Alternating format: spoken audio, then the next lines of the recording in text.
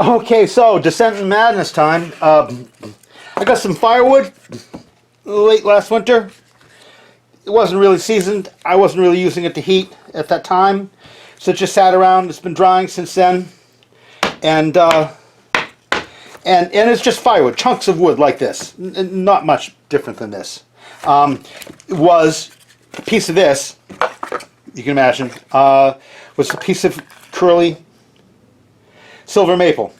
Pretty sure it's silver maple. It's got that brown, I'm rotting while this is all going on sort of look.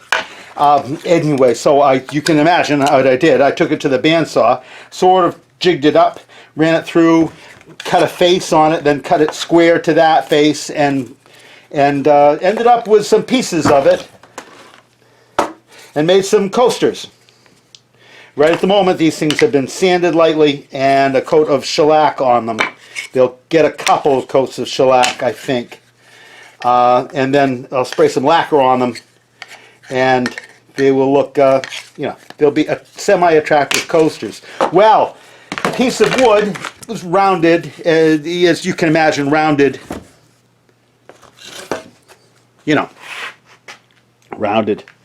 So all the pieces didn't come out 4 inches thick.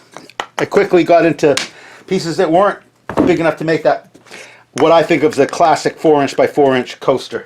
So I took some strips of some, I don't know, leftover wood. I don't even know what it is. Could be Luan mahogany. Luan. Philippine mahogany. Could be. Anyway, I cut some strips and I glued all 4 of these pieces together, then resawed them to the 4 inch that I think of as my classic, and now I'm going to sand them and chop them up, and they'll end up, this will be 12, so it'll be 3 sets of 4 coasters.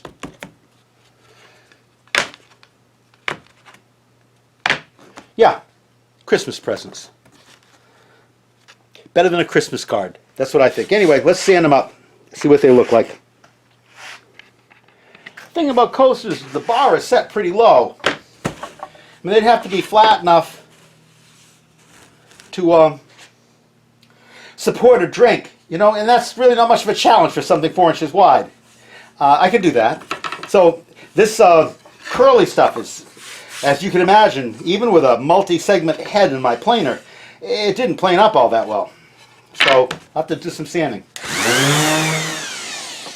The sanding, getting the light better, the sanding is fairly productive.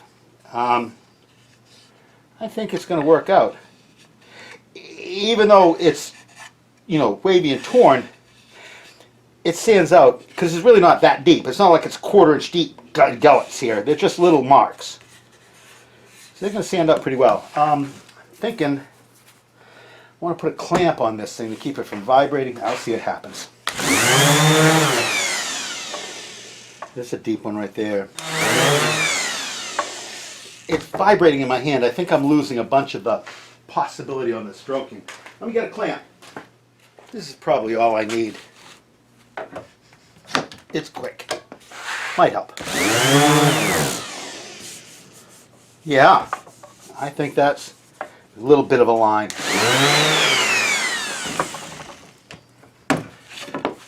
Ooh.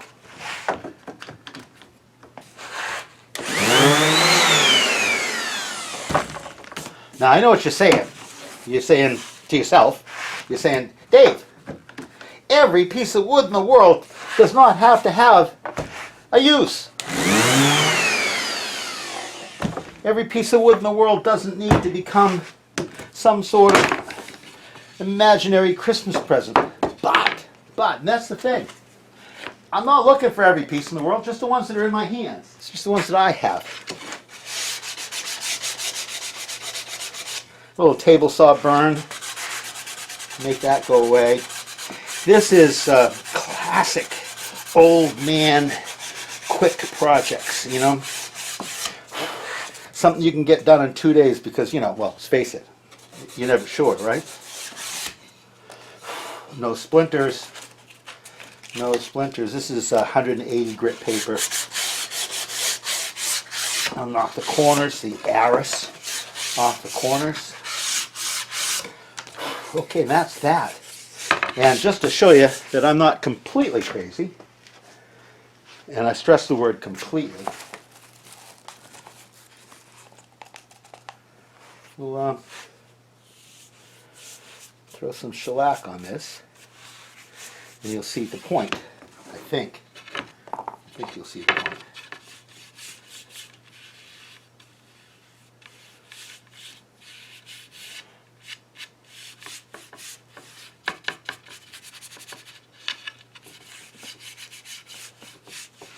Yeah. Silver maple. I mean, what's not to like about that?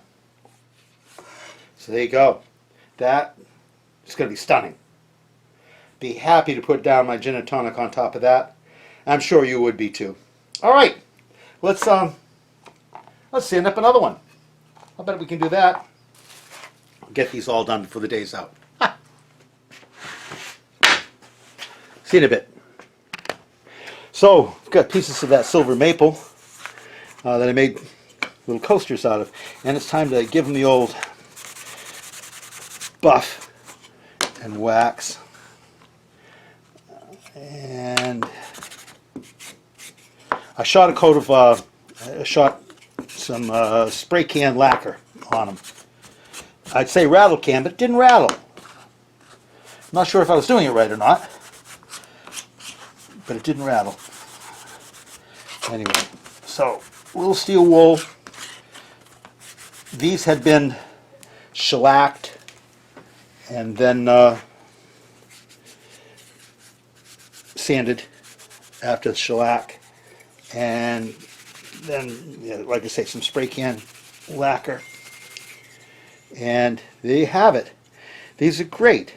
These are great. I'm really pleased. They're quick, right? Quick.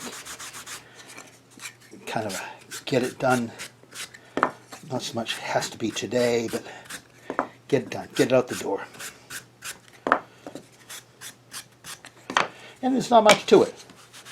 You know, coasters are nice to keep those rings from drinks on the furniture that I work so hard at making lustrous. But you know the funny thing about coasters, I'm told, is, God, that's flashy. That's flashy. I'm told that the coasters were originally used to, or things like coasters, were originally used to keep the flies out of your beer at the pub back in the day. And slowly, I mean, you put them on the top when you weren't chugging, I guess. We don't tolerate living with so many flies these days. But obviously we still have a high tolerance for coasters. Anyway, I'll get these other two done, and we'll take them home and enjoy them with you know, gin and tonic tonight. Be great. They're great on coasters. Maple. Gin and tonic goes so well with maple. All right. Got them all done? All of them, you know. Clean them up. They definitely came out well. I'm definitely going to lacquer the others when the time comes, which the time will come sometime tomorrow. Anyway, I love it. I love the tiger stripes. Pretty nice. Pretty nice. Pretty darn nice. Yeah. All right. Let's see what Debbie thinks. Anyway, thanks for watching. I'll deal you in. Well, here are the coasters back from their. There's been 2 coats of shellac and 1 coat of lacquer, and I come to the realization that I'm never going to get all of these low areas out. There are places that chipped, so to speak, because of the wavy nature of the grain. The places that chipped when I was planing it, and I've not managed to sand enough to get them gone. Tried to, either I guess, tried hard enough. This one's pretty close. They vary in terms of how well I've smoothed them. This one not well at all. Okay, that's critical review. I'm not changing anything now. I'm too far into this thing. I've got two coats of shellac and a coat of lacquer on them. I'm not going to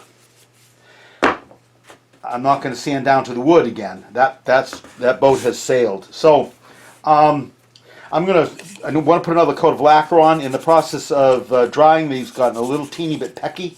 I'm going to enhance, although I don't really think I have to, but I'm going to enhance the adhesion and smoothness of the next coat of lacquer, the last coat of lacquer. You hear me, right? I'm going to steel wool these. I'm not going to wax them because obviously I've got lacquer to put on. I don't want to sand them. I could sand them with 400 grit paper. I could do as well with steel wool. And steel wool, compared to sandpaper, steel wool won't clog. So that's what I'm going to do. Steel wool these things, and then we'll give them another coat of lacquer. It'll be great. Okay, so I've got some 3/0 steel wool. I can't say that I really know much about the aughts. This is finer. I mean, I got that part right. I'm not that numb, but I don't know really which one I should be using at any particular time.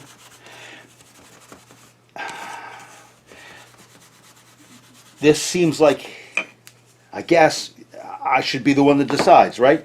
Is this doing what I want done? I guess that makes sense.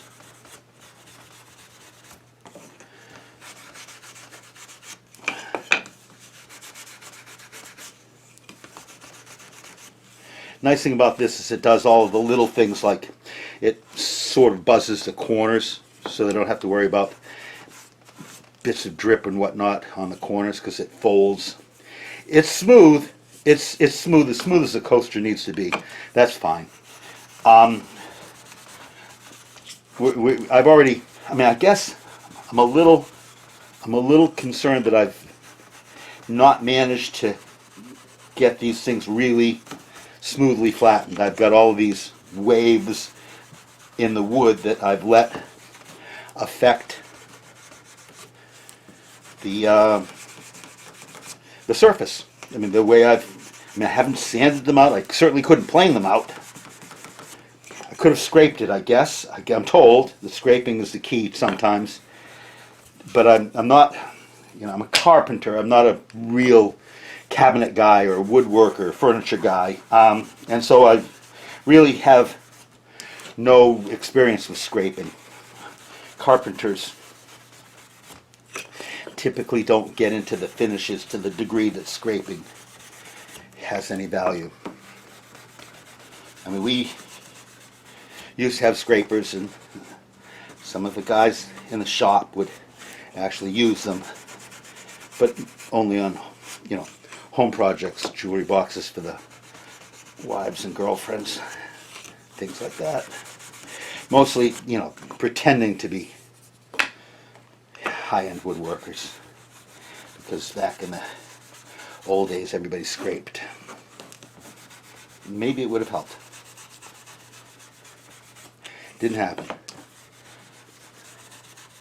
Now the other side of this thing is with a couple of coats of lacquer on it. I don't think the bottom of my next gin and tonic is going to really care. But there we go. So I'm getting all of the peckies off. It's sprayed on, so I don't have any drips of any. I sprayed them on flat. I didn't stand them on the edge, right? So I didn't have any runs. Didn't have any drips that I know of. So really, I'm just uniformly dulling the surface so that the next coat will bite well. Not that that's much of a problem. Lacquer has a tendency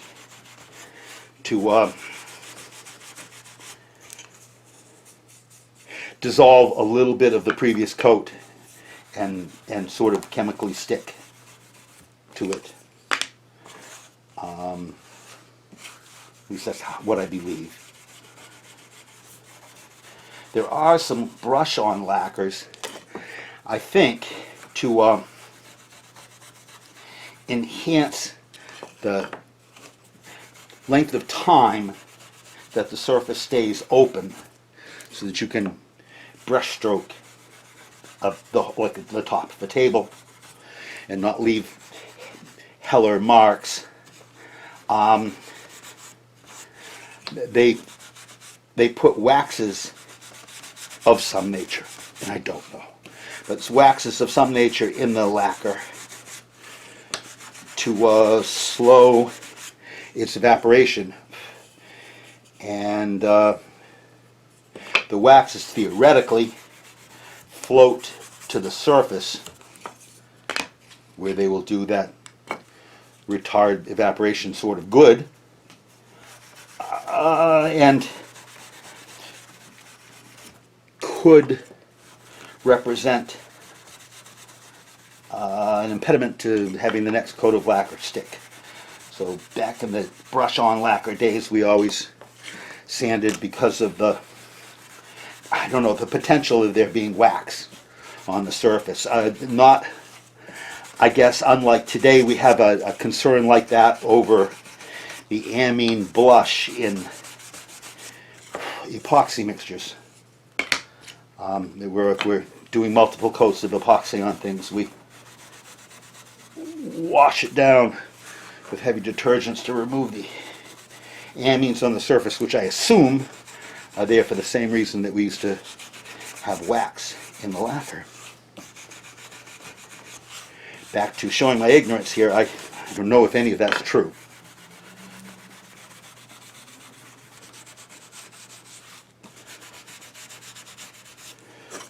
All right, spray time. You've seen me spray things before. You probably don't need that. But I'll show you when I get it done. Hi, I'm Dave. Welcome to the shop. If you've been following this thing, I finally got what I'm going to call the last coat of finish on these little coasters. They're really simple little thing, but there's a lesson in everything. This one is a kind of a lesson in humility, I think. Very curly pieces of wood. I mean, you can barely tell which way the grain's running, right? They're wavy, heavy striping of the grain. This being tiger maple. It's silver maple, some sort of tiger stripe in it.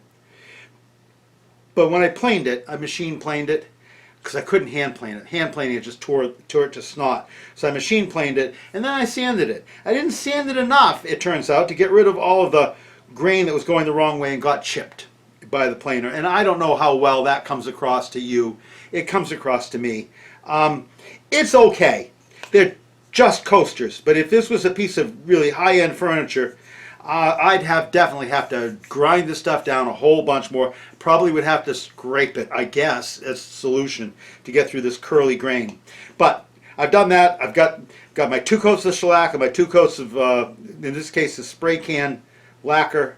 And I'm pleased with most of the finish. I'm just not pleased completely with the preparation of the wood. So that last coat of lacquer really came out smooth. It's not pecky at all. Very little dust that entrained in it. It got good coverage on the end grain. Everything came out, as far as I'm concerned, real well. I'm real pleased. So let's wax them up and take them home and call it a day. And that's really where we are. So let's do that. And I'll show you where I am with the waxing and the buffing and all of that. So, a little bit of steel wool. Get a fresh piece. I don't know if that's going to do any better, but I get a fresh piece. A little bit of wax, not much. It's not about the wax, really. It's about the steel wool. And the wax is a lubricant, I believe. Nice thing about the steel wool, I've said this a bunch of times before, it doesn't clog. So even if you get, you know, what they might call productive, it's not going to clog up on you. Now, I know that you're supposed to wait till the wax hardens up before you buff it, but I don't, on things like this, I don't find a difference. And so I'm right at it. So here we go, buffed up. And that's just pleasant, nice. I don't get any sense of lines in it, no sanding marks, no brush marks, no steel wool marks. It's just not perfect in terms of the grain issues that I keep talking about, but pretty good, good enough. All right, a few more, and you know, call it a day. Get right on it.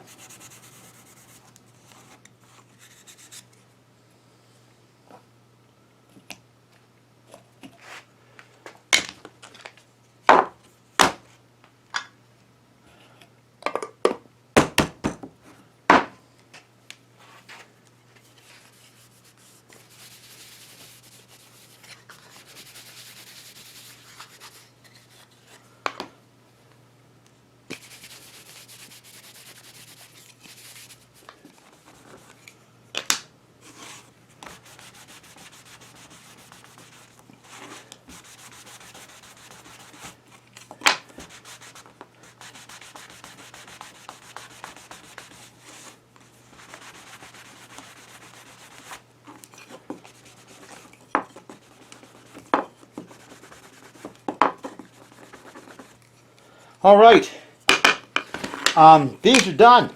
These are done. So these went in just a couple of days with the application of a little bit of talent and a little bit of care. These went to into little, you know, Christmas gifts. This is a little pack of Christmas gift right there. A little ribbon. It'll be a Christmas present for somebody, and all out of a piece of firewood. I tell you, that's the kind of thing that makes me just grin. Just grin. I love it. Hey, thanks for watching. I'm glad you're here with me. This was fun. It's good to take a break from, you know, the other, sometimes more serious pursuits. Just have little side projects where an hour here and an hour there can turn into something special for somebody. Makes me feel good about myself. And you too. Wish you luck with your little projects, your little side projects. I know I'm having fun with mine. Thanks for watching. Catch you next time.